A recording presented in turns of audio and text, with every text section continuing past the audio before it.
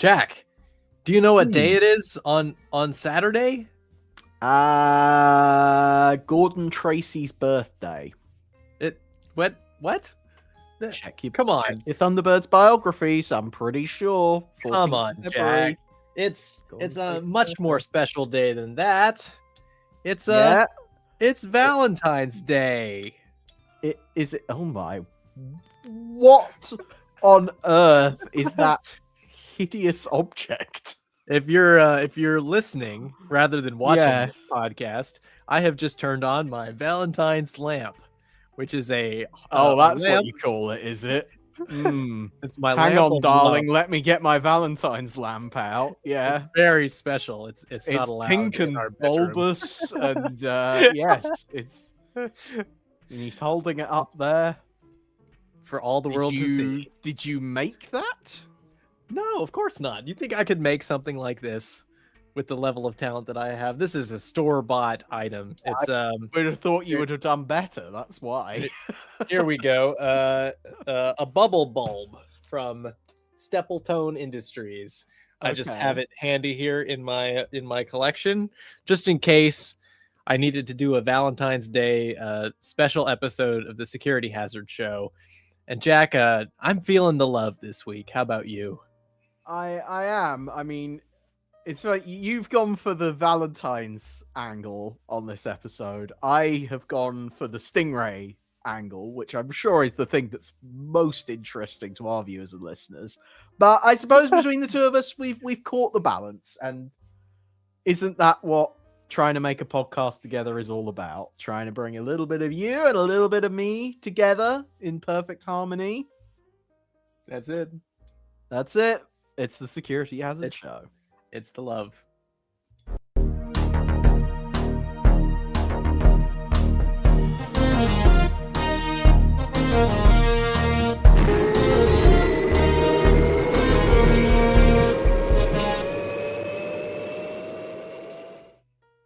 It's the podcast where one host is the commander's daughter and the other is a girl from under the sea.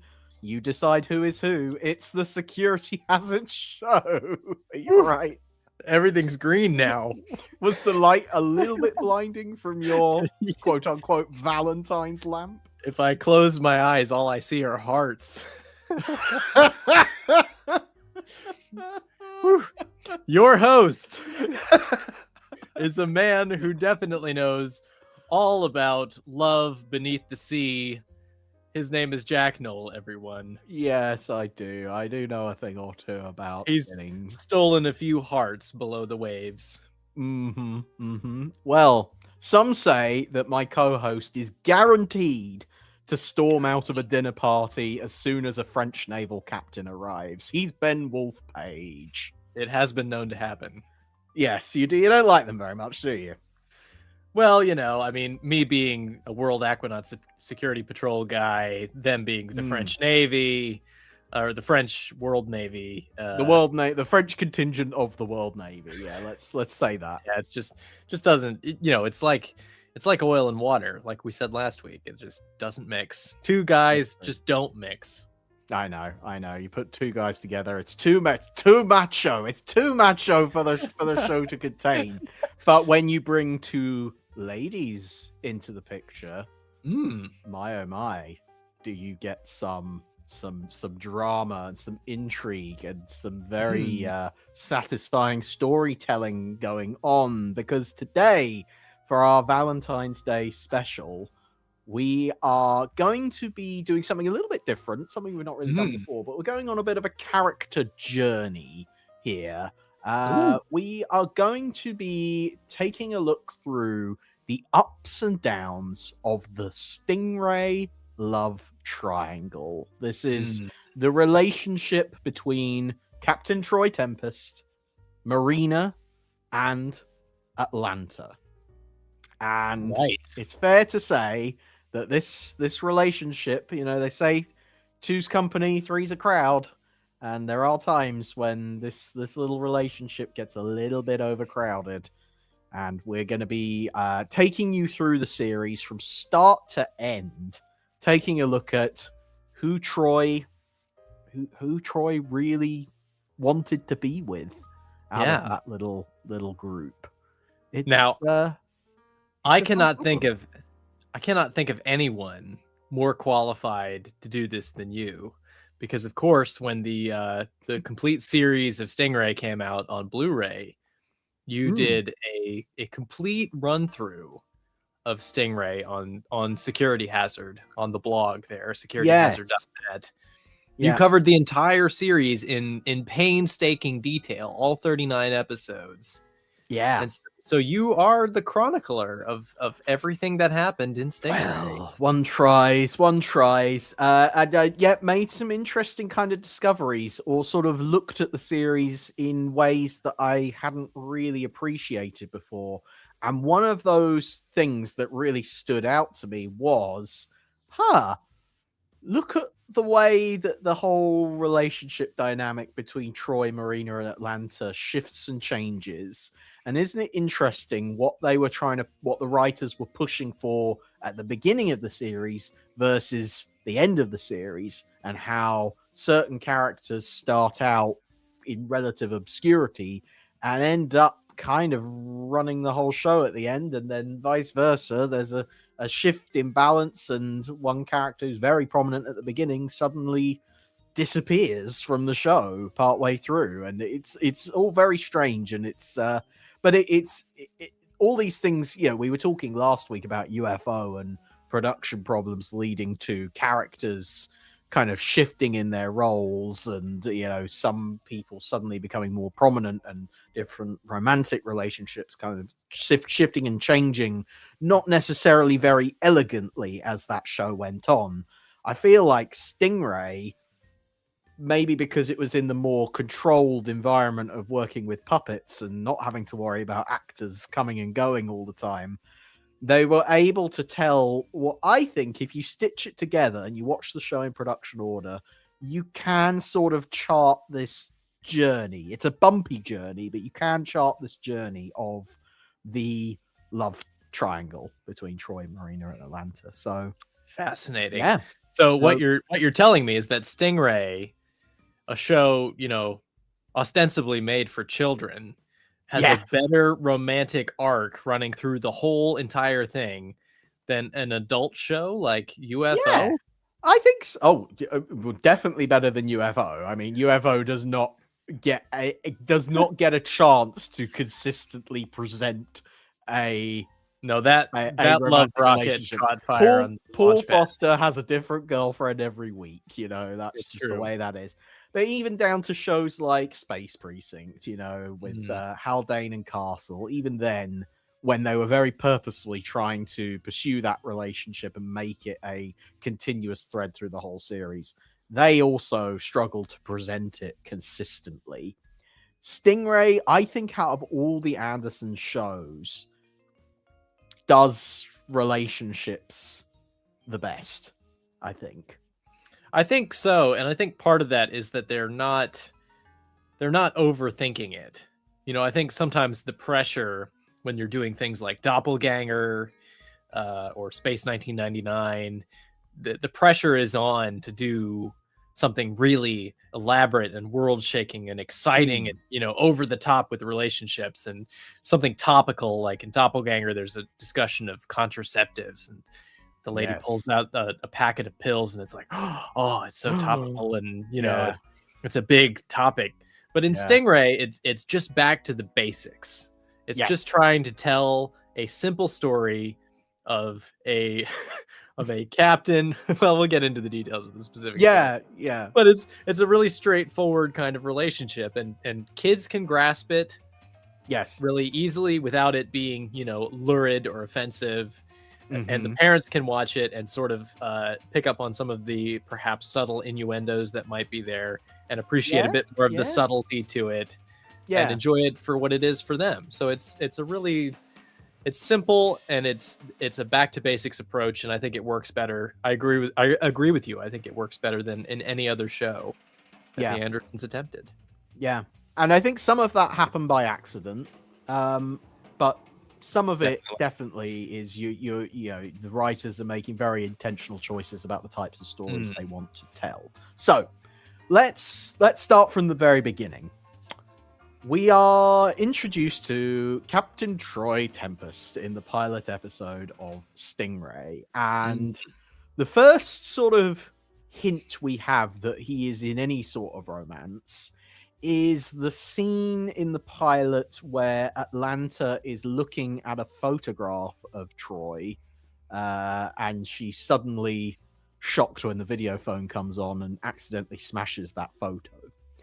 So that's an immediate little bit of shorthand. They don't have to go into depth about it. They don't need to sort of add dialogue to it. It just immediately tells us, okay, Atlanta cares about Troy in some capacity. Maybe they're just friends, but maybe there's something more. You know, it's very simple, very quick, and it doesn't shift focus away from the story. It's just there. It's just established straight away. Right. Lovely little setup there. And that feeds in nicely to then what happens later in the story when Marina, the beautiful, silent girl from under the sea who was previously a slave of Titan, decides she's going to help out Troy and Phones and help them to escape from the clutches of Titan.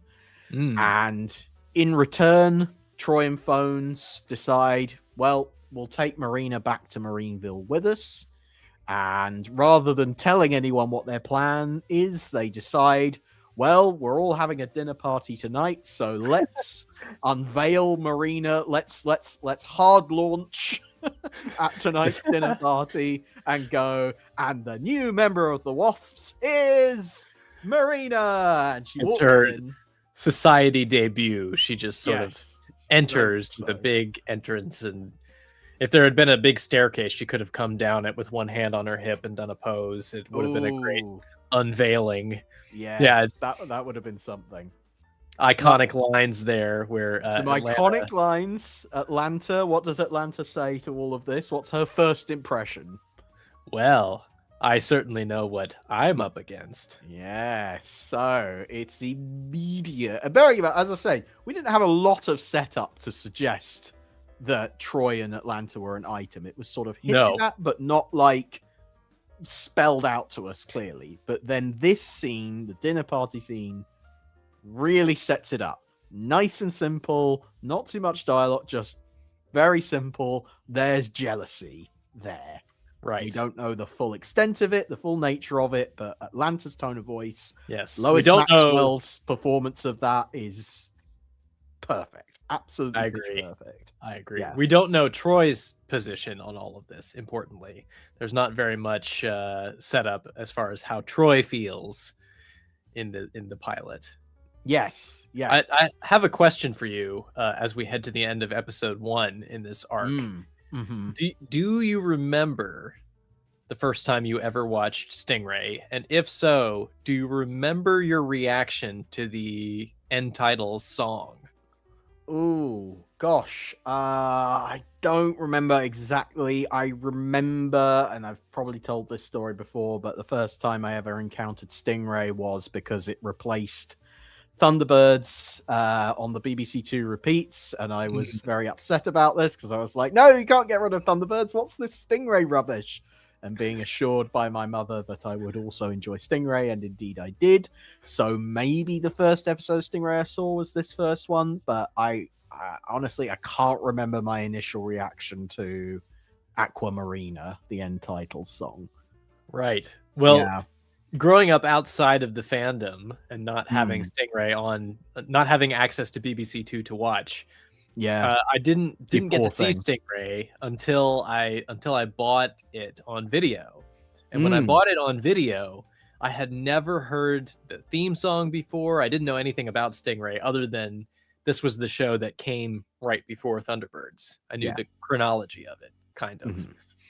And so when that song comes on, because the opening of Stingray is very much in a certain vein of like excitement and action. Yeah, the drums are going nuts, and it's it's very action packed and exciting for a kid to watch. Yes. And then the end titles comes on, and it's this very kind of like swarmy, romantic Yes. tune with like candlelit dinners and Atlanta gazing at that photo of Troy with longing in her eyes. And Yeah. you're like, what? As a kid, I was like, what is this? What does this have to do with the show?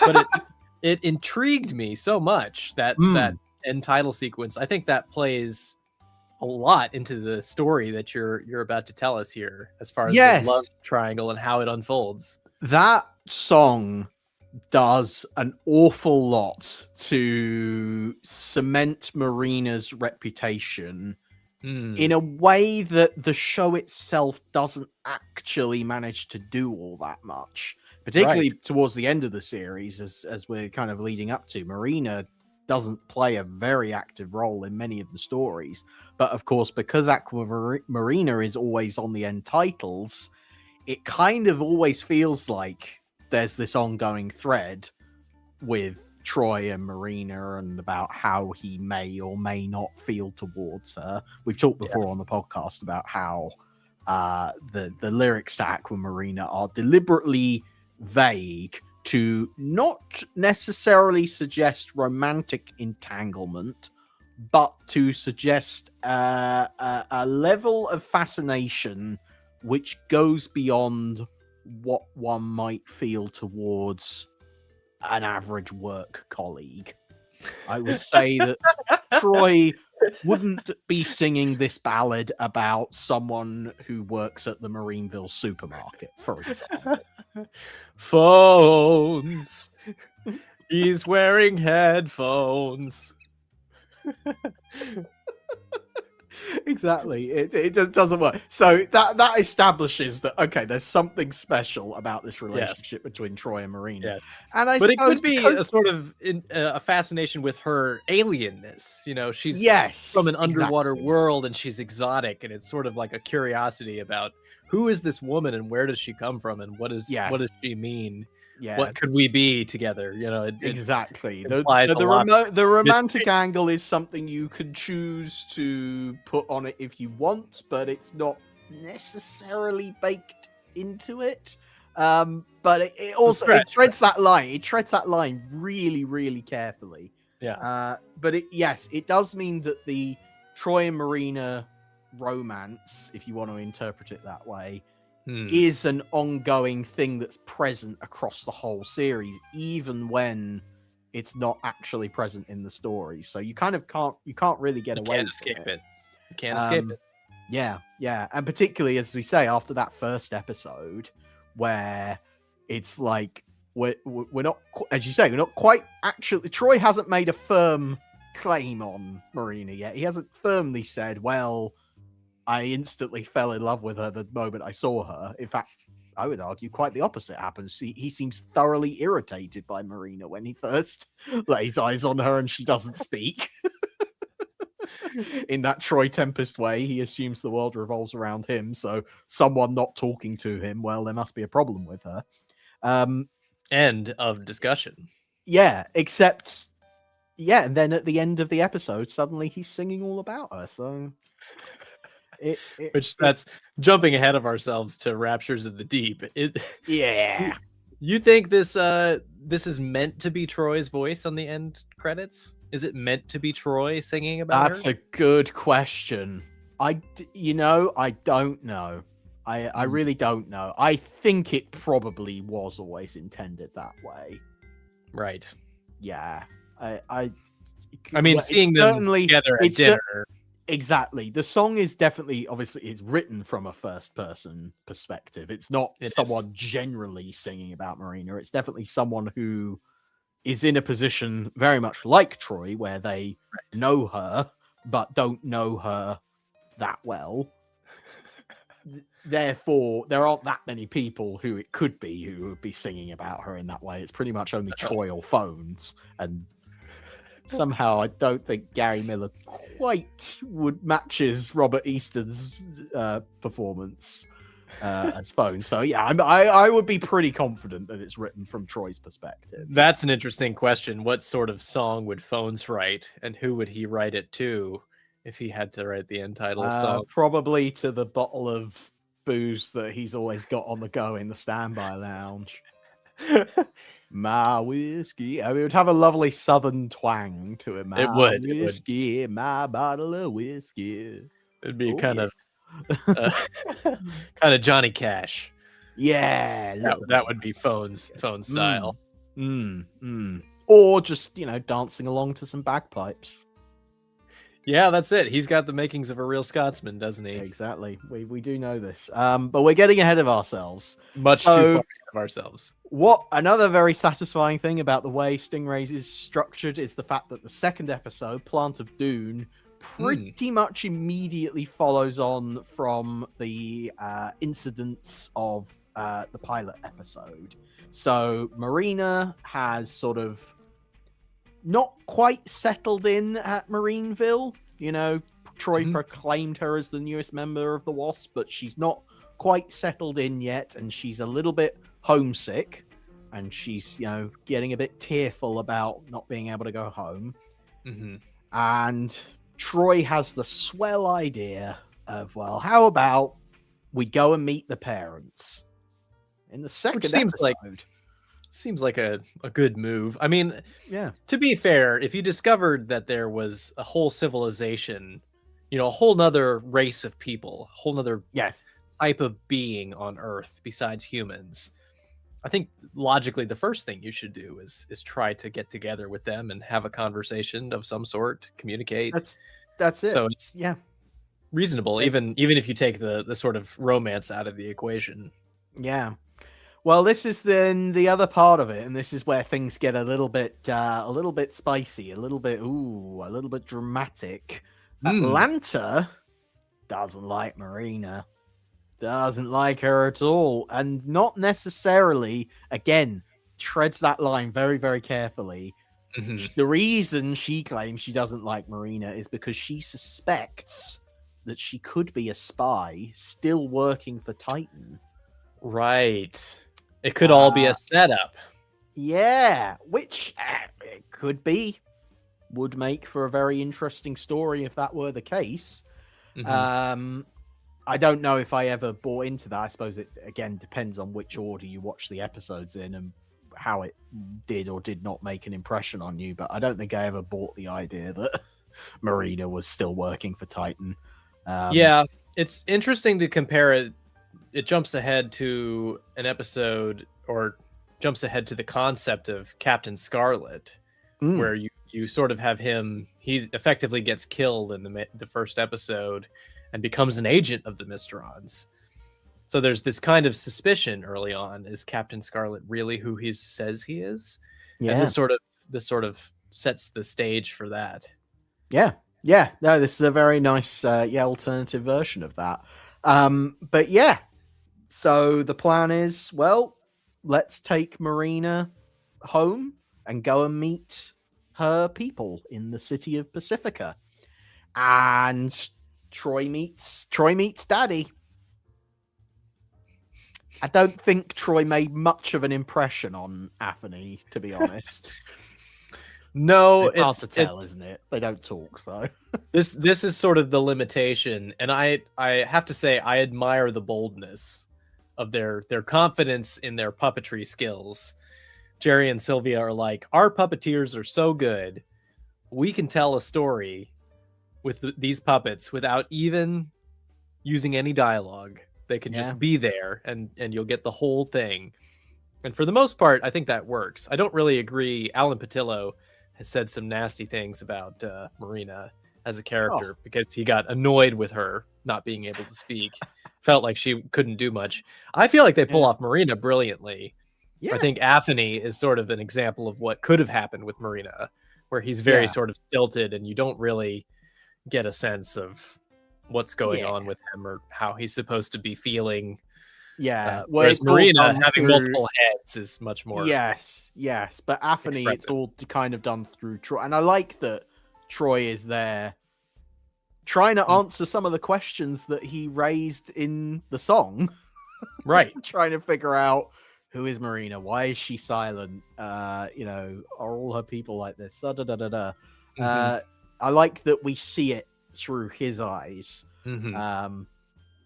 But again, they play it very carefully where it's like, is he romantically intrigued by her, or is he just learning more about her for the benefit of the Wasp's mission to protect the world from Titan? It's done very, very carefully. That's right. And Marina is then left with the choice of, do I go back to Marineville and work with the Wasps, or do I stay here in Pacifica and just stay with Daddy? Which And I she love. decides- I love that they give her some agency, because it's, I mean, here's the character. We meet her. She's enslaved, you know, and she's lost her. She doesn't have a voice.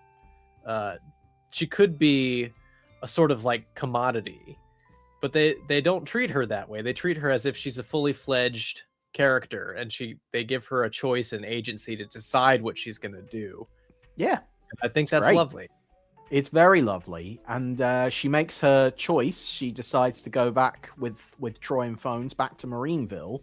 Mm-hmm. And I suppose if we're looking at this from a romantic point of view, do we think that going back with Troy in particular was her reason for making that choice, or was that not really a part of it? That's a great question. I always thought that she had some sort of interest. You know, I can't imagine that she did it just for the fun and games of it all. But it certainly could be. You certainly could sort of read it either way. But I do, well, exactly. But I do like that you can interpret it.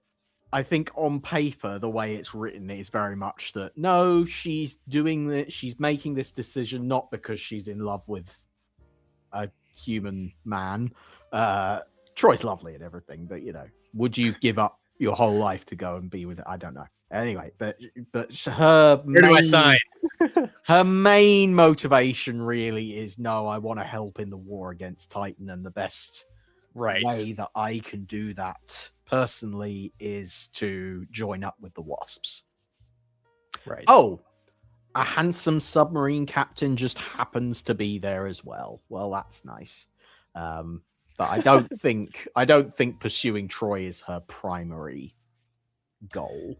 No, I don't think so. There's very few times where I get that impression. But is it the factor that flipped her, that broke? Is it the straw that broke the camel's back? Hard to say. Yeah, hard to say. But I tell you who's not happy about this. Oh boy, Atlanta is like, you mean to tell me that you rescued her, you took her home, and then you brought her back again? Oh, not happy about this. She very strongly suspects that things are not right. And this particularly comes to a head when a particular flower that Marina has brought home with her to Marineville, well, turns out it's a poisonous flower and it nearly kills Atlanta. Darn. And so in order to investigate this and try and prove once and for all whether Marina is or isn't working with Titan, they decide, well, let's leave Marina alone in a room with this flower and see what happens. And they wait a very long time to make sure that the poison is taking effect and it is in fact going to kill her before they step in. And Atlanta finally goes, oh no, I've made a terrible mistake. Right. And at the end of the episode, they seem to be friends. They sort of have a truce. Yeah. I think, of course, Atlanta feels bad that she's cast doubt on an apparently innocent Marina. Yes. So she's willing to back down a little bit. And they sort of come to uneasy terms with each other. But I think there's still some underlying tension there, possibly uncertainty about where they stand in the social group. Yes, just a little respect bit. to Troy, at least.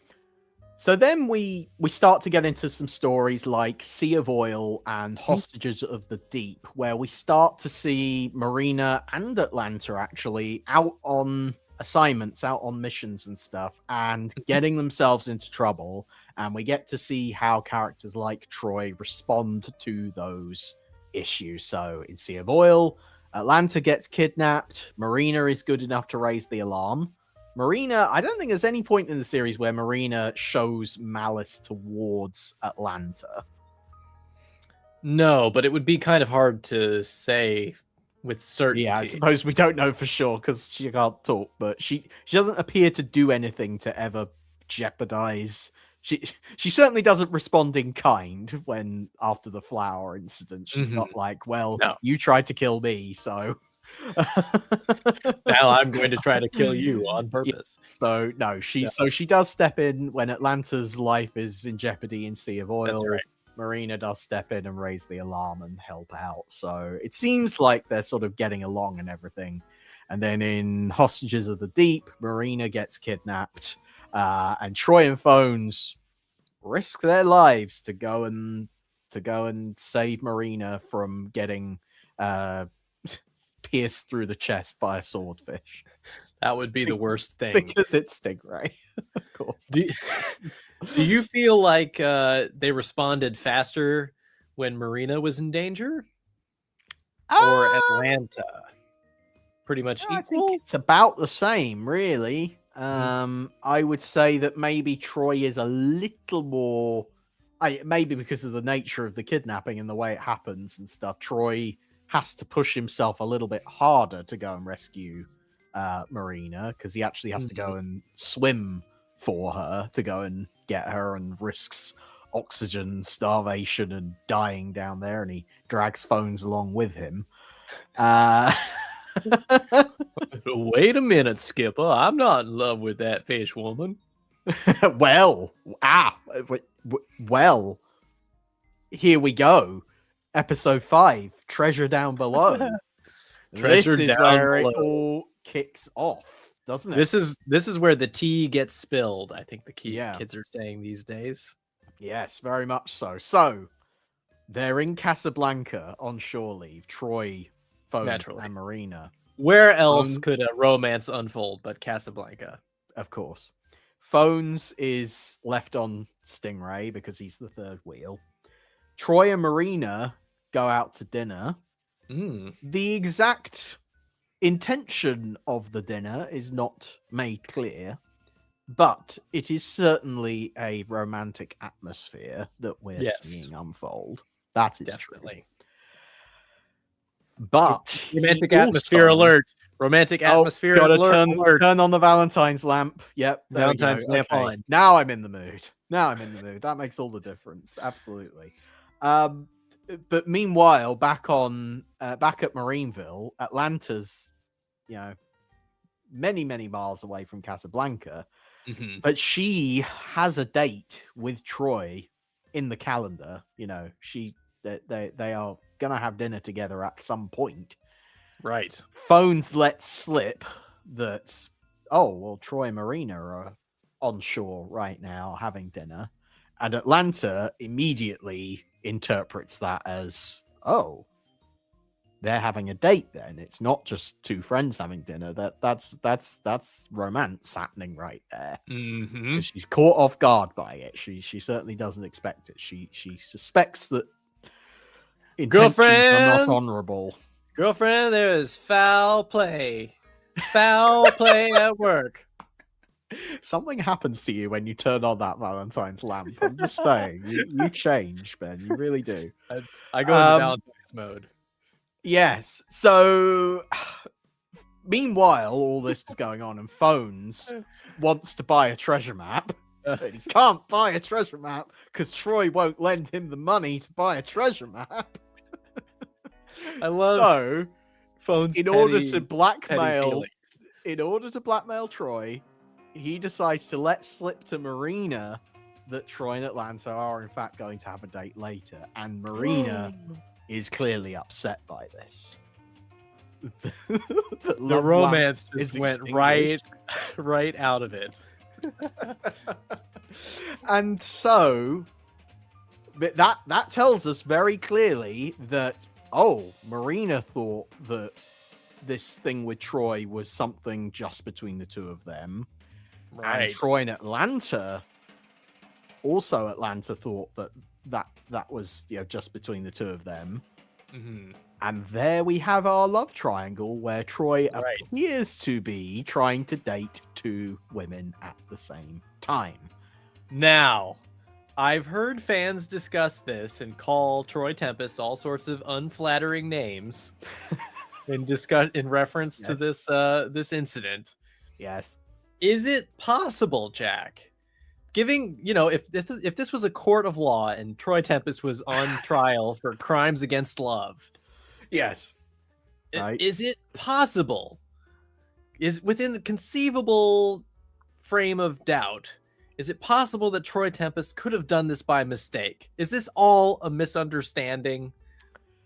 Well, this is it. It's not specified whether Troy's intentions with Marina going out to that restaurant in Casablanca, whether his intentions were romantic or totally innocent, and whether he was just going for dinner and someone had to stay on board Stingray, so we might as well leave phones behind.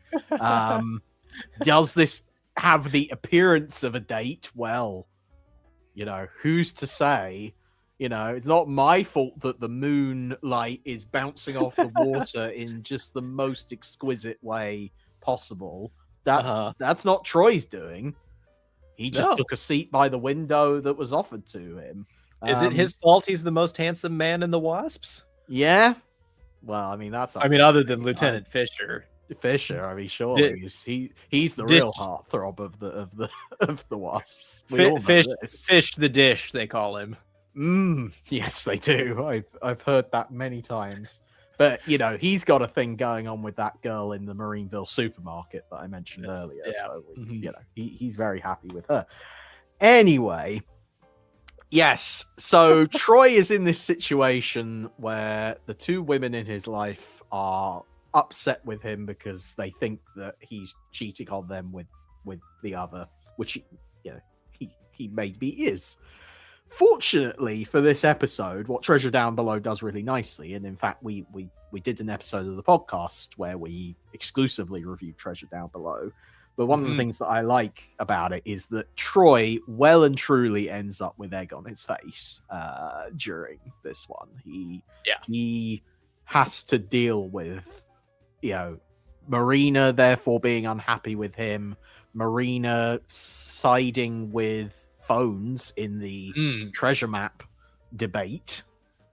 And is that Marina kind of deciding she likes phones? Interesting. Is that a thing? I don't know. I've never really thought about it. I mean, the two of them definitely get on. I think they're just good friends, but you know. Yeah. I will say, I mean, slipping into real dating advice, clarification of your intentions is absolutely key. You know, this whole thing could have been avoided if Troy had explained what his plan was. But this is it. Is there a really devious side to this where Troy knows that Marina can't state her intentions, so he therefore chooses to live in this fantasy where he could take her out to dinner, and it doesn't really matter what Marina's intentions are because she can't verbalize them. Right, he's sort of taking advantage of her. Yeah, is what you're implying. It's certainly possible. It's possible that that's how that's going. I would like to think that Troy's a better person than that, but there's evidence to the contrary that has to be addressed. Yeah. So anyway, Treasure Down Below is a fantastic little drama that plays out, as well as having lots of good action and adventure and stuff like that. And yeah, we reviewed it in full earlier on the podcast. But basically, what it ends up with is Troy in the end does win out in the sense that he gets to go on his date with Atlanta. And Phones is going to be paying the bill by paying back the money from that treasure map. And in a way, it's like, it kind of sucks that Troy wins at the end of that episode. Yeah, it's a bit slimy, isn't it? Yeah. Even if his worst crime was not being clear with his communication, not letting Atlanta know that he was going out on a platonic date with Marina. I mean, even if that was the worst thing he did, still not a very nice way to behave, is it? It's not a nice thing to do. But that's what makes the Stingray characters so endearing, is that they can they're be flaws. They have flaws, and boy, does Troy Tempest have flaws, but they're not irritating flaws. They are just very human. Yes. Situations. He's full of himself, but he's lovably full of himself. Yes, exactly. I'm pretty sure there is a bit like in that last scene. Maybe I'm remembering it wrong, but are Phones and Marina arm in arm during that last? That's how I remember it. I could be wrong. Go back and look. You go take a look at that. Because Marina then at the end of that gets left. Well, she had her date with Troy, but it's very clear he sort of makes his choice there and is like, well, no, I am going to have this date with Atlanta, and that's the thing we're going to do, and that's okay. Yeah, you're right. Marina at the end kind of has her arm around Phones a little bit at the end. So, that's a wrinkle. Yeah, well, there you go. Never really explored again, but that's something. It's a nice idea. Isn't it always nice? It always bothered me as a kid watching Phones that he did all the work and didn't get any credit. Troy had like 2 potential girlfriends, 2 potential dates, and Phones just has to fight with Fisher over the girl at the Marineville supermarket. I mean, there's nothing for him at all. Yeah, it's a bit sad. Yeah. Now, one thing that I did leave off of my list, Ed and I are working from a list of sort of key points, but one thing that just came to mind was at the very end of the next episode, The Big Gun, Troy and Phones walk down a corridor, and at the end of that corridor, there's a lovely photograph of Marina hanging on the wall, and Troy says, well, she's the most wonderful girl in the world. That is true. Very cheesy and a bit weird. I love that there's like a shrine to all of them. Like, it's not just a picture of Marina's in the center, but there's also pictures of Phones and Troy, like publicity photos there hanging on the wall in Marineville. And Commander Shore's like, well, these are our finest crew. We'll just put up photos of them on the wall and it'll be great. We'll show off to everyone how great we are at it gives that gal in the Marineville supermarket someone to look up to, when she's at the checkout and she walks home through the corridors of Marineville and goes, one day I'll be like Troy. I'll be in a submarine all of my own. Wouldn't it be nice? Wouldn't it be nice? But yeah, I just wanted to flag that one. Thank you. Because I'd forgotten then about we that. sort of get into a period of the show where seemingly there's peace between Atlanta and Marina. Clearly the events of Treasure Down Below sort of didn't flap them too much. Because we get into things like the episode Countdown, where Atlanta very happily is helping to decorate Marina's new apartment. Right. That's all very nice. They seem to be friends, getting along just fine. And Atlanta rather, seems very comfortable with letting Marina establish a life for herself at Marineville that she maybe previously had been quite hesitant about. So that's all nice. In episodes like Subterranean Sea, Troy, Phones, Marina, and Atlanta are all going on vacation together. Granted, Atlanta doesn't end up going on vacation because of the way the story unfolds, but that you're right. They were all planning to go together originally. They were going to go together. Atlanta gets left out. She sent a postcard. Wish you were here, but you're not. And Atlanta, a little bit jealous about that. And I mean, I think the jealousy is mostly aimed at the fact that the three of them were able to get a vacation when she wasn't. Don't think it necessarily has to do with Troy and Marina and Phones being together. It's always Troy and Marina and Phones. He's always there as well. But, you know, he sort of doesn't count. But you're not going to think about that. I too don't hard. think The three of them on a deserted island together. Well, for Phones has the island girl who's there dancing along to. Where is it that they've landed? Just in Hawaii? They're like, I don't know. They're gonna have a roast pig, and I mean, it's got that vibe to it, isn't it? It's a luxury island where there's nobody else about apart from a beautiful native girl who also doesn't speak. Gonna have a nice luau. Yes. But anyway, Atlanta is jealous of that, but I don't think it's specifically because of Troy and Marina. I think it's just the whole situation. If you're sure. Then we start to get into the territory of Atlanta starting to usurp Marina a little bit. Could we say that that's what's starting to happen? Because she in the episode, lull her into a false sense of security and then step into the breach? Possibly, because we come to the episode Loch Ness Monster. And in this episode, Marina is not happy with the idea of traveling overland in Stingray. Right. Which would is be alarming. Odd, considering Marina lives at Marineville, which is also on land. So I'm not sure why she thinks that driving Stingray overland is so much of a problem. I think the idea is being so totally disconnected from the sea that she has no access, no ability to get back if she needs to. I can believe that. I can believe that she would have some anxiety about leaving the ocean behind. Because where is Marineville's on the west coast of America somewhere.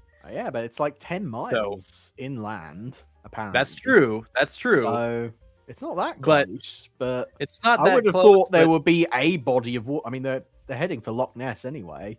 That's true, but a whole ocean away from where she grew up, from where she lives, that's true. Native land. I mean, it's sort of like, you know, if you or I were to say move across the ocean to a different country, that would be that might induce some anxiety or stress, that would be a really odd thing if you know, someone from England moved to America or someone from America moved to Scotland. I mean, that would be wouldn't that be strange?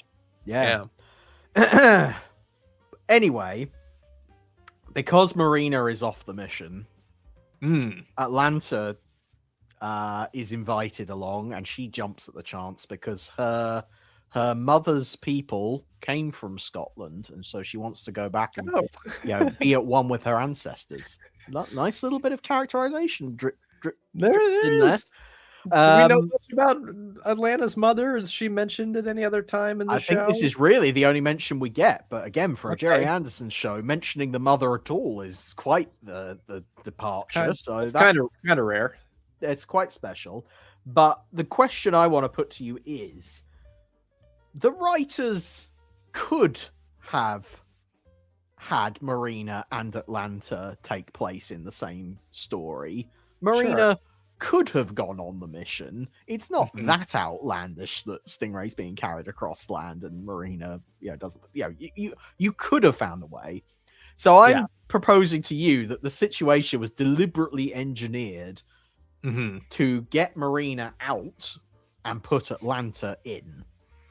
Well, this story was directed by Alan Patillo. As I mentioned earlier, Alan Patillo had some beef with Marina. He was not a big Marina fan. Yeah. So I suspect as his influence kind of grew, by the time we get to Thunderbirds, he's sort of top of the pecking order in terms of the directors. He was Jerry Anderson's first choice to direct Thunderbirds Are Go by the time you get to 1966. Yeah. So I imagine that's a result of him throwing his influence around a little bit. And maybe some of the writers like Dennis Spooner, who wrote Loch Ness Monster, maybe they agreed with him. Maybe they felt like it was challenging to write for a character who couldn't speak. Yeah. Don't know. It's so interesting. I think you're probably onto something. It probably was a deliberate choice. Yes. By the writers.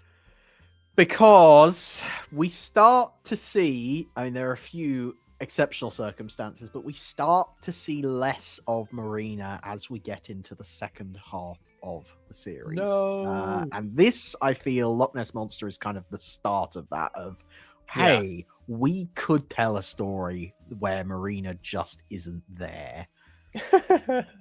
And make a point of the fact that she's not there as well. At least they tried to explain it. Later on, not so much, but we'll get into that. I wonder how Jerry and Sylvia felt about that. I mean, obviously they probably would have had to have at least rubber stamped it.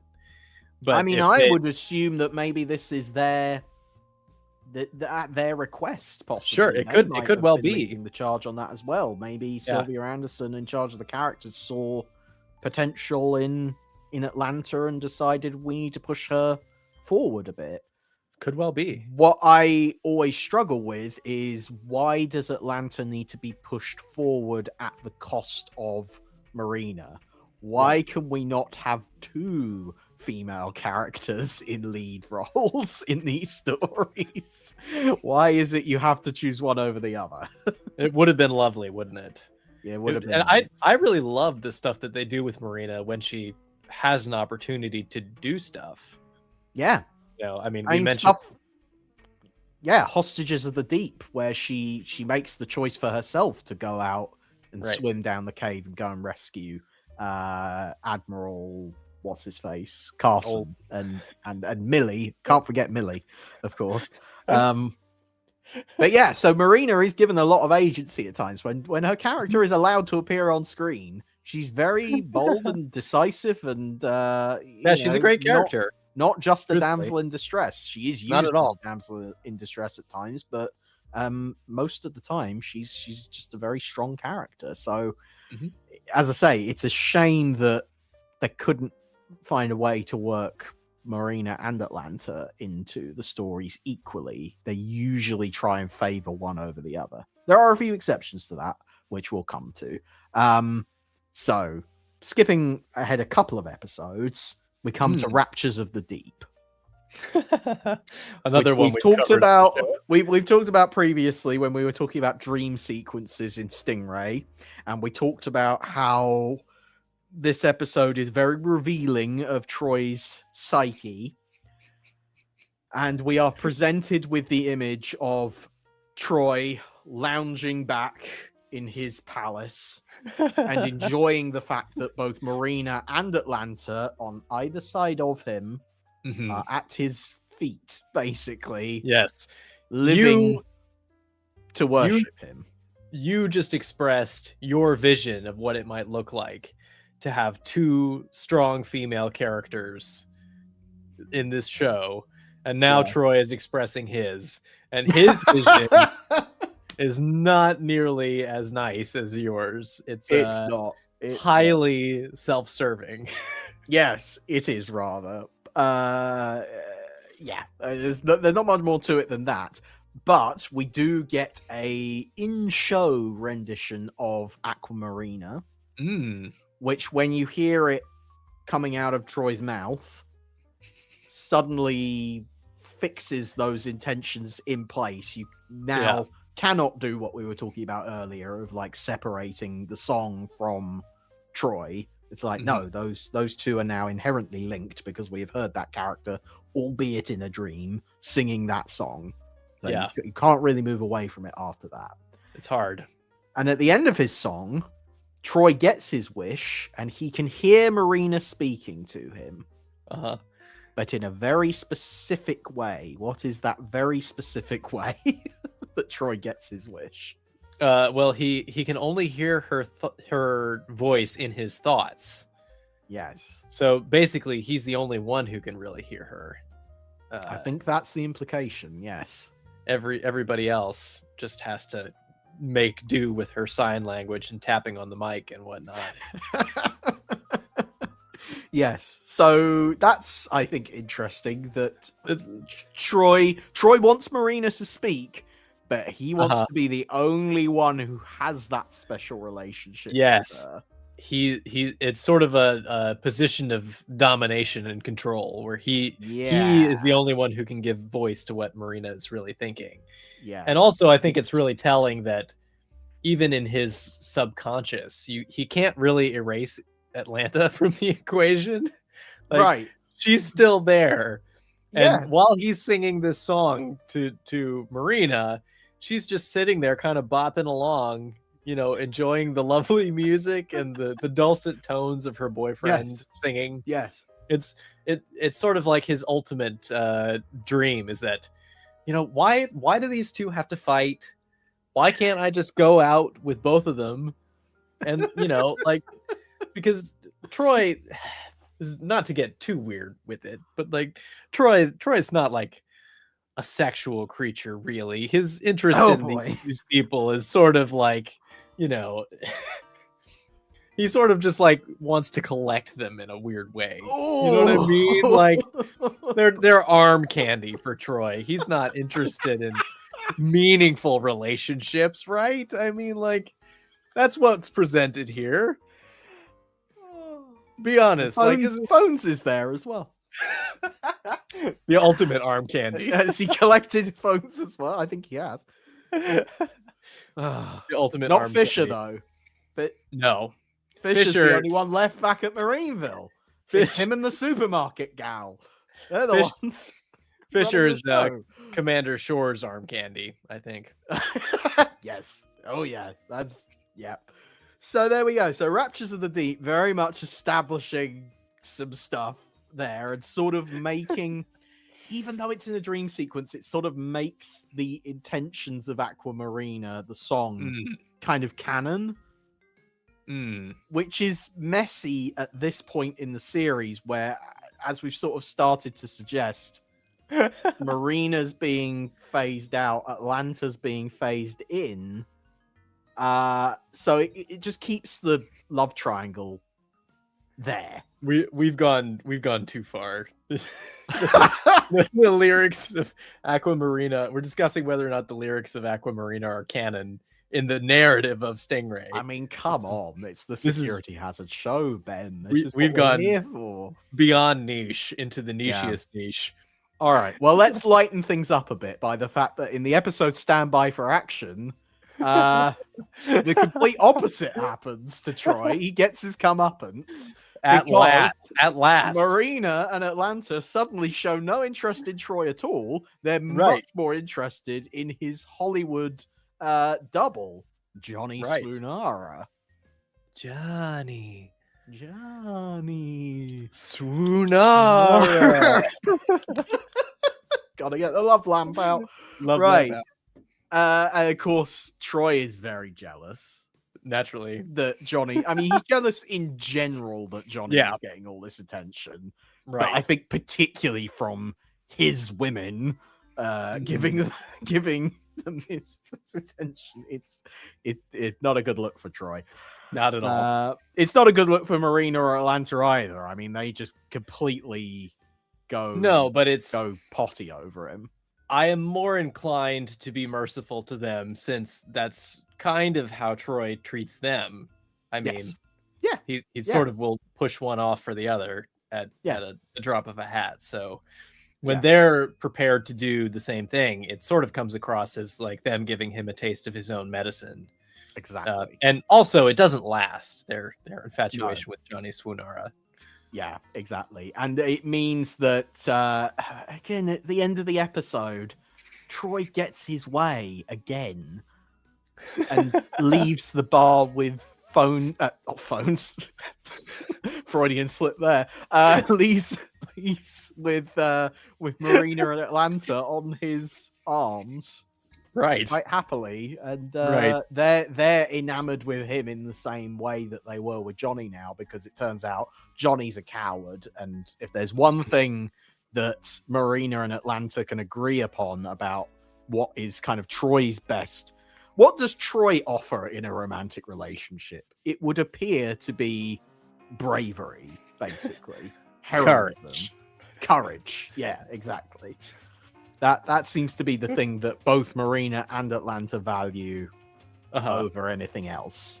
And for that reason, Troy is the ultimate embodiment of that. Right. Therefore, they both fancy him.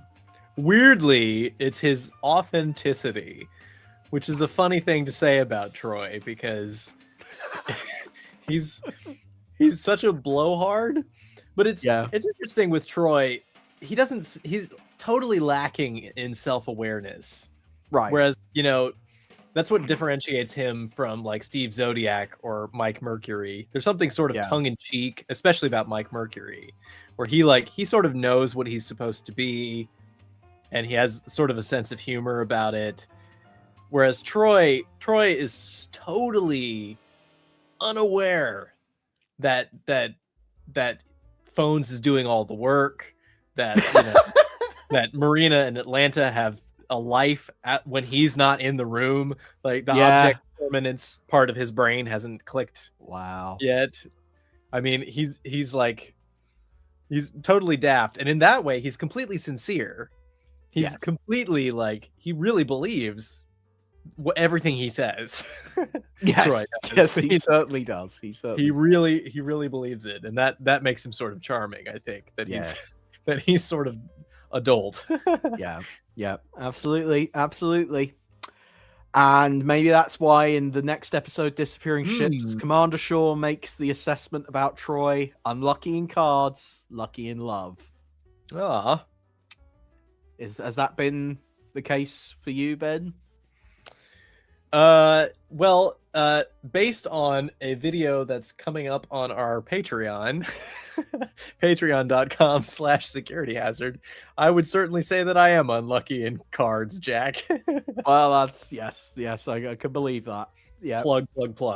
Yeah. But that therefore implies that I am lucky in cards and therefore unlucky in love, which I didn't mean not the case. I didn't mean to imply that. Sorry apologies to Catherine. Well, it's all right. You can make it up to us by buying us a kitten in a box that you found in the Marineville dump. Please and thank you. Is that what you really want? No, not at all. But it's what Atlanta wants. Yes, quite a romantic gesture, I think. Though Troy for once not necessarily.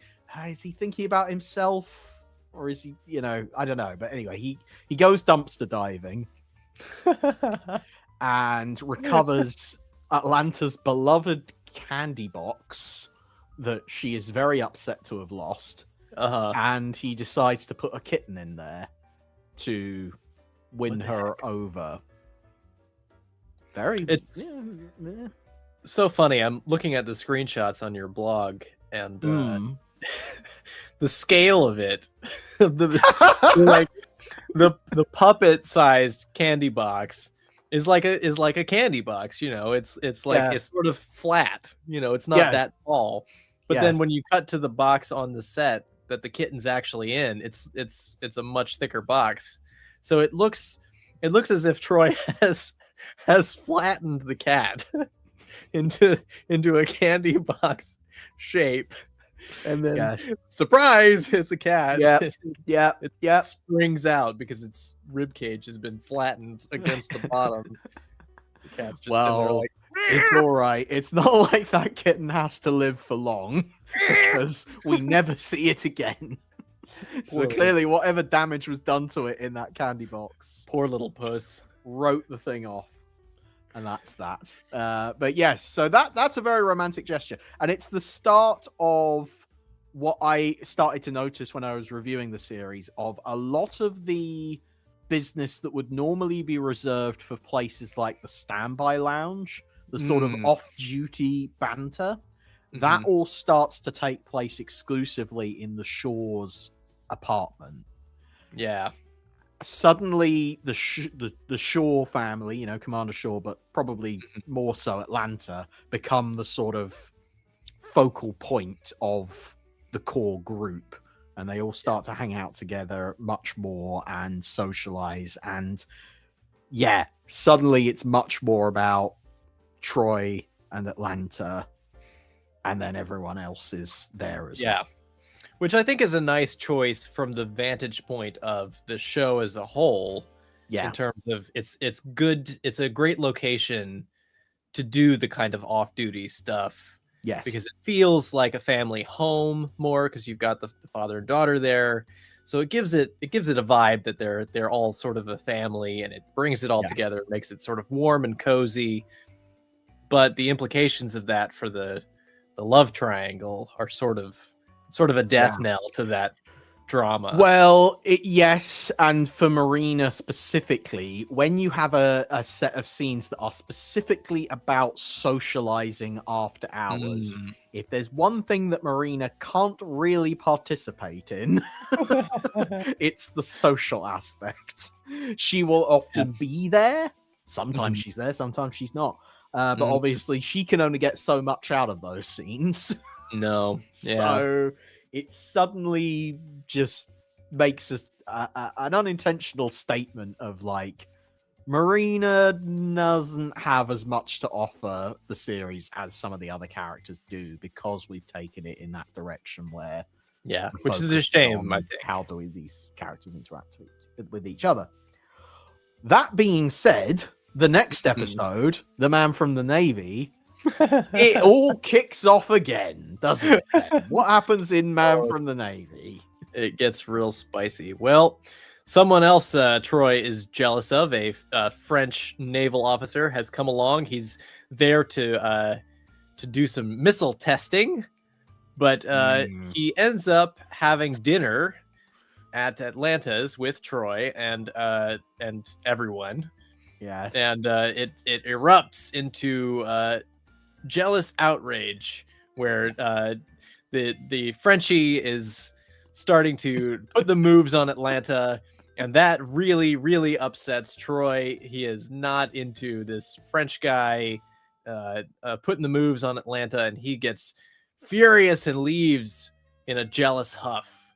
Yes. And the focus, therefore, is very much on the relationship between Troy and Atlanta. That's the thing that is upset by all of this. Yes. But they do also play the angle of Marina getting upset, but specifically because Troy ruined the dinner party. Right. And I don't think you can really read it in any other way. I don't think there's a reason why Marina would get upset because Troy is more interested in Atlanta or anything like that. I don't think that's a part of this. It's specifically about, I suppose, what we were talking about just now of like Marina's social capabilities. Right. We've just talked about how they're already limited. If Troy comes along and ruins her dinner party, you know, leaves Marina with even less to offer. So, but he realizes that, and he sends her flowers to apologize. Right. And specifically says, I'm not going to send flowers to Atlanta because she's annoyed me. Right. Yeah. It's interesting because Marina is sort of in that fight scene that we just described. She's always framed in single shots. She's not really with anyone. And in the when the menfolk come over, it's Marina and Atlanta sort of preparing the meal for them. Yes. And so it's sort of like the most significant relationship that Marina has up until she gets those flowers from Troy is with Atlanta. That's sort of become the dominant relationship that she has, is her friendship with Atlanta. Yeah. And so that's always an interesting episodes where the two of them are hanging out, and I can't remember which one it is specifically, but there's specific scenes where Atlanta's like, I like hanging out with you, Marina. It's a shame the conversation only ever goes one way, but I don't mind if you're all right with that. That does happen, doesn't it? I forgot. But it's quite obviously it's a striking contrast to how the series kicks off, where Atlanta is very much against having Marina there. So it's sort of to see how that's evolved. They sort of have to bond together against the dudes because they're the only two women in all of Marineville, except for the one who works at the checkout in the grocery store. Yeah, and I think there's one woman who works at the tracking station, but she's miles away. So that's true. Oh, and there's the nurse at the Marineville hospital as well. Of course. Yeah, can't forget about her. They're all the same woman. It's true. They're all Lois Maxwell. Yeah, I want to put that out there. Man from the Navy kind of throws up some interesting stuff because at the end of it, there's a very kind of touching scene or a kind of a dramatic scene between Troy and Atlanta as Captain Jacques Jourdan storms off and leaves Marineville forever. And Troy's basically like, good riddance to bad rubbish. And Atlanta is feeling foolish for ever trusting this guy. Because again, he didn't have the courage that Troy had. And she realized that was the thing that was most important to her. And so Troy, what have they got that I ain't got? Courage. So that's Troy. So again, Troy, despite behaving like a child, gets to have his way at the end and make it up with Atlanta and make Atlanta feel like she was the foolish one all along. How dare she have an interest in another man who isn't Troy? Well, and how dare they get upset that Troy is unable to contain his jealousy at table? I mean, the nerve, the cheek. Yeah, exactly. So then we get into this sort of last third or so of the series where a bit of a status quo is really established. We get to episodes like the Master Plan, where actually no, this one's interesting because it upsets the dynamic a little bit. In the Master Plan, Troy is dying. In order to save Troy's life, Marina turns herself back over to Titan in order to get the antidote. And in a way, that's like, well, that's kind of the ultimate sacrifice that she can make, really, other than, I suppose, giving her own life. But effectively, that's what she does by giving herself back into Titan's slavery, all to save Troy. Again, at this point in the series, I'm not sure romance plays much of a part in that decision. It's more about Marina deciding what's best for the Wasps and for defeating Titan and all of that. So that's an interesting one. It's a bit of an anomaly in the storyline there. Yeah, well, it kind of harks back to... It's weird that it comes at this point in the series, the Master Plan, because it plays back into the pilot and all of that. Things that we had sort of left behind in the pilot about Marina's slavery and stuff like that. It's why this one was used in the compilation movie Incredible Voyage of Stingray, because it does sort of continue that story arc. But yeah, I was surprised to find that this one comes quite late in the series sort of production order, because it feels like they've moved on from it, but apparently not. Then, we get to a few more fun moments, like El Hudat coming into the picture. I tell you what, where Troy can't seem to make up his mind which woman he loves, El Hudat makes a very firm choice in this episode in Star of the East. He wants Marina, no question. I mean, that's what makes him a great leader. Vote for El Hudat. Make Hudatvia great again.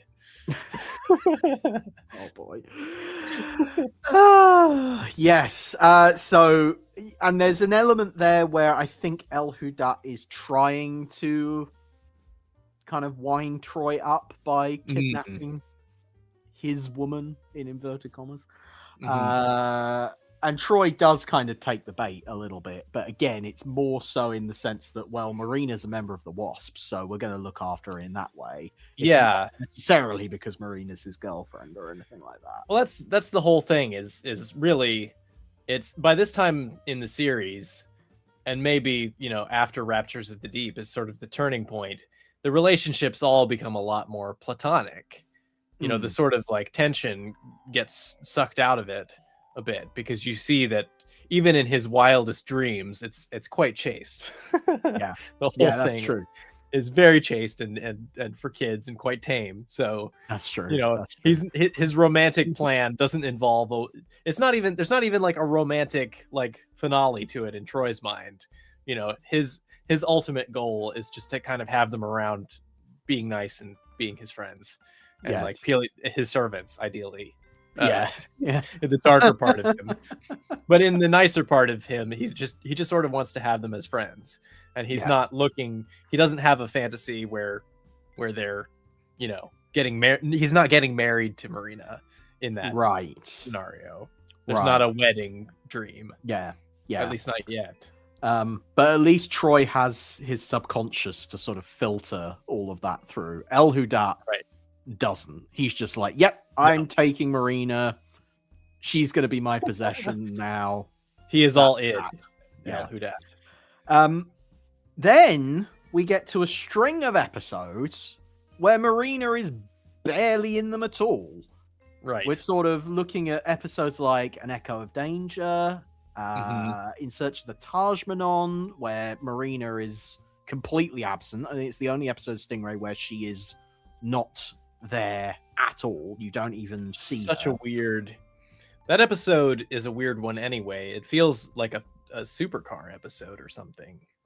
Yeah. But again, it's another one where it's like, oh, we're going on an adventure. Let's take Atlanta with us. Because Atlanta, I guess, is... They try to do this thing with Atlanta sometimes where they're like, oh, well, she's really smart. She reads books and stuff. So she's the person to have with us on an archaeological expedition or whatever. Which is kind of interesting. And I suppose they're sort of saying, well, Marina can't offer that. Marina could be the most intelligent person in the room, but obviously you wouldn't know because she can't talk. So we want to... I suppose that's it. It's like we want to present an intelligent woman. And, we can make Marina as brave and daring and everything as you like, but if she can't talk, you just can't present that kind of intelligence. And it's unfortunate that the writers didn't think of a way around that. I agree. That they just sidelined her, and that was that. Put Atlanta in the front. Yeah. Episodes like Titan Goes Pop, Marina only turns up at the very end at the concert, just enjoying the show. Set sail for adventure. We get a little bit more development of the Atlanta love story, where seen dancing together, and then after they've had their little dance and Commander Shaw and Admiral Denver interrupt, they're seen holding hands, which is quite kind of like, oh, right, okay, that's where we are now. They never try and hide the relationship from Daddy, from Commander Shaw. Yeah, and this is an interesting aspect of it. You would think the sort of like unapproachable boss dating the daughter of your unapproachable sort of prickly boss, would be, a massive source of drama and contention. And there would be, you can't date someone else in the service. There's sort of like a workplace. It's a workplace, so the idea that they date could potentially be something to discuss and to create some drama out of, but they don't go there at all. And then also the fact that Atlanta is Shaw's only daughter. He's a single father at this point, so maybe he's a little bit more protective of her, and maybe someone with Troy's record for romantic faux pas may not go down favorably with Daddy. But you would think, I think again it comes back round to Troy's courage is the thing that everyone favors over everything else. So Troy could make 1,000 romantic faux pas, But as long as he's the hero, as long as he saves the day, as long as he puts his life in danger, I think Commander Shaw is going to be perfectly happy to let this wonderful man date his daughter. Incredible. Yeah. Incredible. We come to episodes like Tune of Danger, and I think this contrasts quite nicely with Plant of Doom, where Plant of Doom, Troy is chomping at the bit to go and visit Marina's father and go and get to know her people and go and be an ambassador and really live up to the all those questions that are presented in the song. He wants to go and get answers to them. Cut to episode 31, Tune of Danger. Troy can't even be bothered to go to Pacifica. At this point in the series, he's like, "Oh, I've got to go to a meeting at HQ, so I can't come. I'm sorry. I'm out." So Troy, well, you could interpret that as Troy can't even be bothered to go and visit his not quite father-in-law at this point. Yeah, the potential father-in-law. Yeah, it's a really interesting bit of business, isn't it? I'd never really looked at it that way, but it's Well, it's more it demonstrates. All right, yes, Troy probably does have a genuine commitment at HQ, and he has to go to that meeting and things like that. And the story that obviously is just engineering for the story so that Troy can swoop in at the last minute and save the day unexpectedly. And that's all great, and it's a fantastic episode. But it's just interesting to see the switch in priorities there for Troy. Definitely. In Plant of Doom, that being that ambassador was the most important thing to him, regardless of his actual feelings towards Marina. But by Tune of Danger, it's like, can't be bothered. Not important. Frivolous, So, then we get to things like Christmas to Remember. I think this one's interesting as well, because Marina is there. She's celebrating Christmas. Can't imagine it means very much to her as someone from under the sea, really. But she joins in the fun. But there is a specific focus in the story where I interpret it anyway as Troy and Atlanta coming in and sort of acting as surrogate parents to this orphan boy. Yeah, they're sort of foster parents to him, aren't they? Yeah. They sort of like take him under their wing, and he's got a room kind of like in their house. I mean, Troy doesn't live there, but he's kind of playing the father figure, telling a bedtime story, and Atlanta comes in and sort of strongly like, "Oh, it's past your bedtime," and all this sort of stuff. She does. Yeah, there's a bit of playing house going on here. There is playing house. Trial, that's exactly it. It's a trial run for what it would be like if Troy and Atlanta got together for real. If they tied the knot and settled down into some sort of domestic arrangement, it would look very much like that. And, you even have cozy scenes like, after Barry's gone to bed, Troy and Atlanta are just, in the living room with the Christmas tree lights. And it's all cozy and it's all nice. Of course, Phones comes in dressed as Santa to kind of ruin the moment, but it's like you can just picture it again, that they're playing with those visuals of like, what if Troy and Atlanta were a family and stuff. Even when Marina, the whole like Marina Phones Troy triangle has been disrupted, Phones still has to stick his big bazoo into the middle of Troy's business. Well, this is a whole other aspect, actually, that we haven't talked about, is Troy and Phones' living arrangements. Over the course of the series, go back and read my reviews.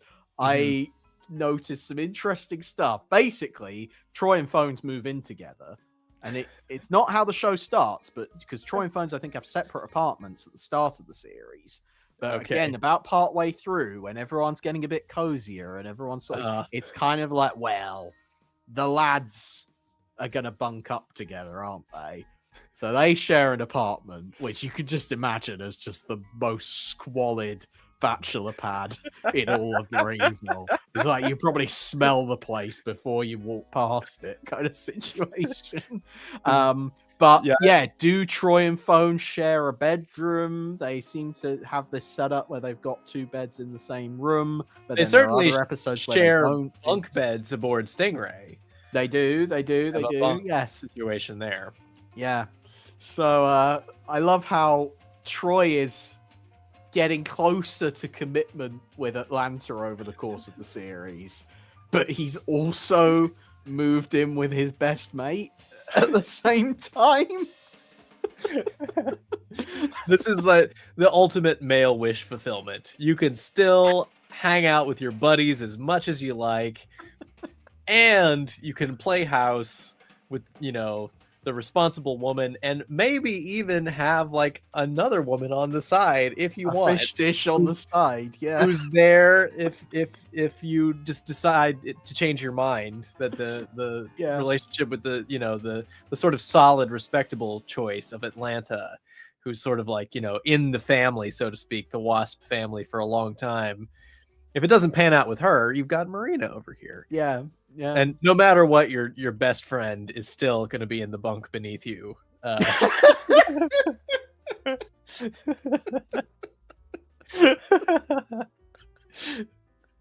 Love it.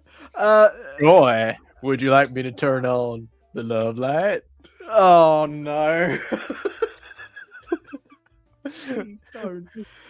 Phones, turn that off, would you? I'm trying to get some shut eye. Sorry, Troy. God, Phone's coming in and poking Troy with his love lamp. Not an image I needed, thank you very much. Moving swiftly on. Well, because we come to the end of the series, and very unusually for a Super Mario Nation show, we kind of have something resembling an ending, or a sort of an ending question mark, a sort of, it's a nice place to kind of hang your hat. As far as Stingray is concerned, we get to Aquanaut of the Year. Obviously, it's a clip show recounting all of Troy's greatest adventures, including Raptures of the Deep and his fantasy. For some reason, that is played out in front of everyone, and there's no awkwardness about it. But anyway, we won't get too much into how flashback episodes and dream episodes work in that regard. But the important part is at the very end, the very, very end of the episode, the presenter of This Is Your Life asks Troy, hey, there's been discussion of romance between you and Atlanta. Marina doesn't even get a look in at this point. It's Troy and Atlanta. Of course, how on earth the host of This Is Your Life figures this out, I don't know.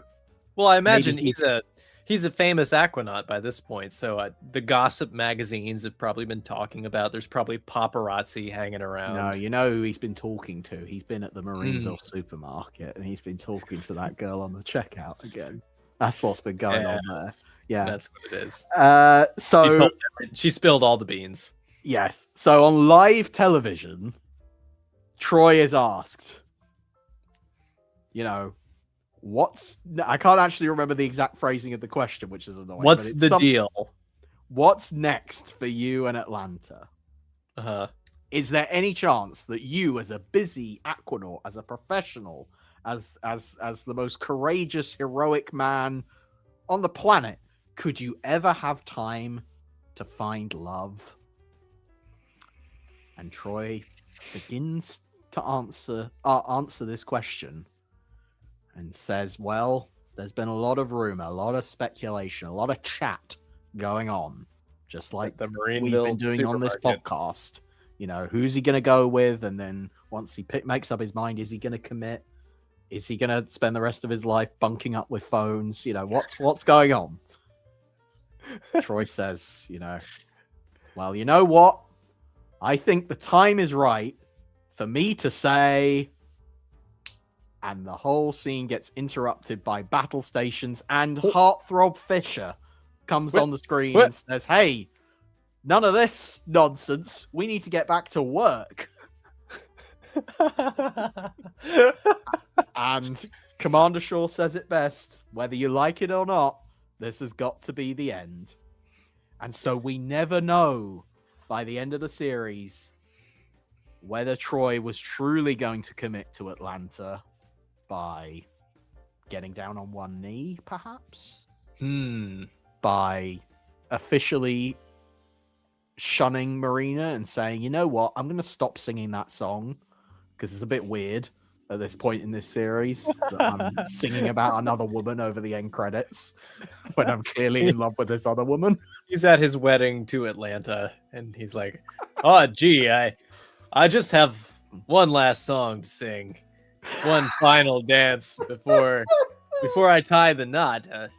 I just have a few special words, Marina." And Atlanta's like, it's like that episode of that episode of Friends where Ross says the wrong girl's name at the altar. Yeah. Oops. I take you, Marina. Oh no, I mean Atlanta.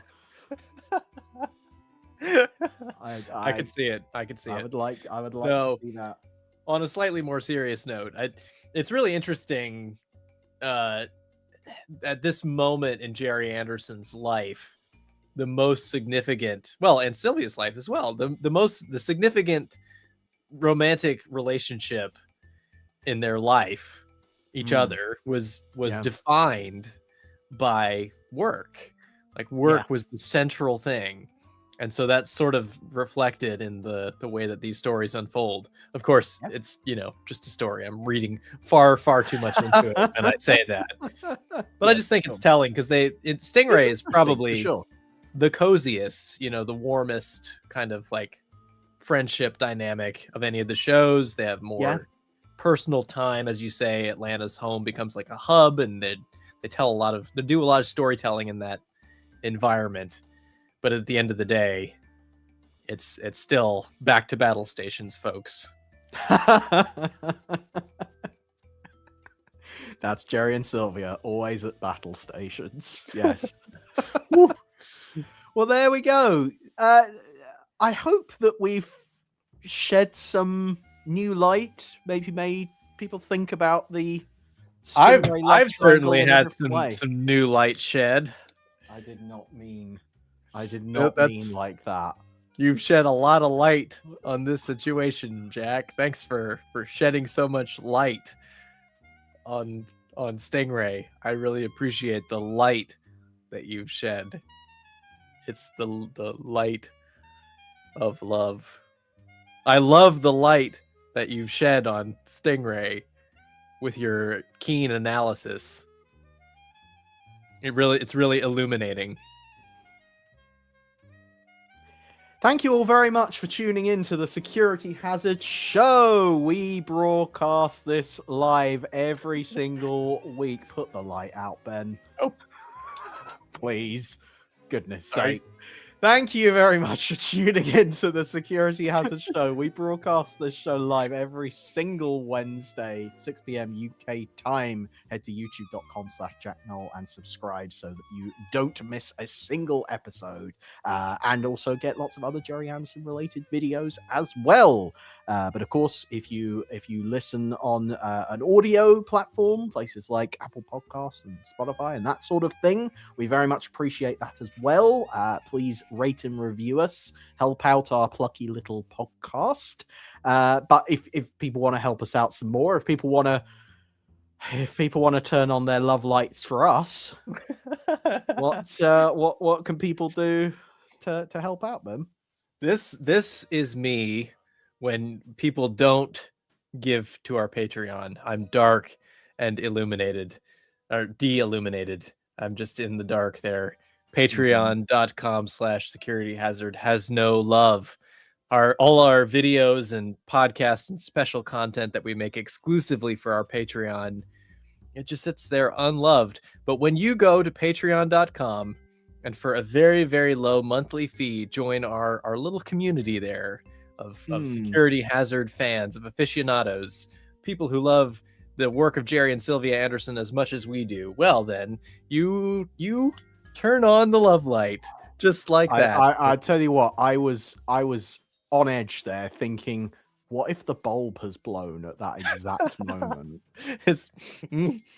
That would have been like very stressful, but hilarious. But that's not what happened. Yes, patreon.com/securityhazard. We actually this week put up a new video playing the Thunderbirds board game, which I got Ben for Christmas. If you remember back to our Christmas episode, got Ben the lovely Thunderbirds International Rescue game from the 90s. We did a full playthrough of that, which you can watch exclusively over on Patreon. So head over there, patreon.com/securityhazard. It is really good fun. I had a great time. Thank you for that, Jack. Yes, it was great. But for everything else, securityhazard.net. That's the place you want to go for blog posts. You can read up all my Stingray reviews over there. You can catch every episode of the podcast is posted up on there with pictures and sometimes videos as well. It's all over there, securityhazard.net. You can also find links to all of our social media on there as well. Ben, if people want to find you on social media, where can they go? Well, benwolf.page is my link tree. That'll take you to my Blue Sky page, to my X page, and to my YouTube channel. It's all over there at benwolf.page. It very much is. It very, very much is. Well, that was all for today. I hope everyone has some nice Valentine's plans for this weekend. Hopefully you also find yourselves unlucky in cards, but lucky in love. That's the way to be. And that maybe someone also goes through your bins, pulls out a box, and puts a mangy cat in it. That's exactly what is wanted for Valentine's Day. I know that's what I want for Valentine's Day, and I won't accept anything less. It's good to have standards. Don't lower yourself, Jack. All right. I will always be waiting for a man to sing a song about me.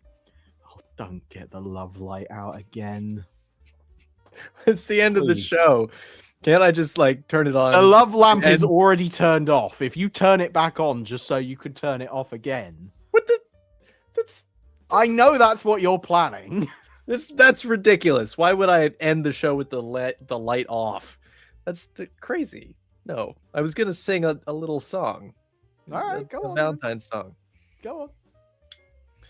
Jack Knoll, will you be my Valentine?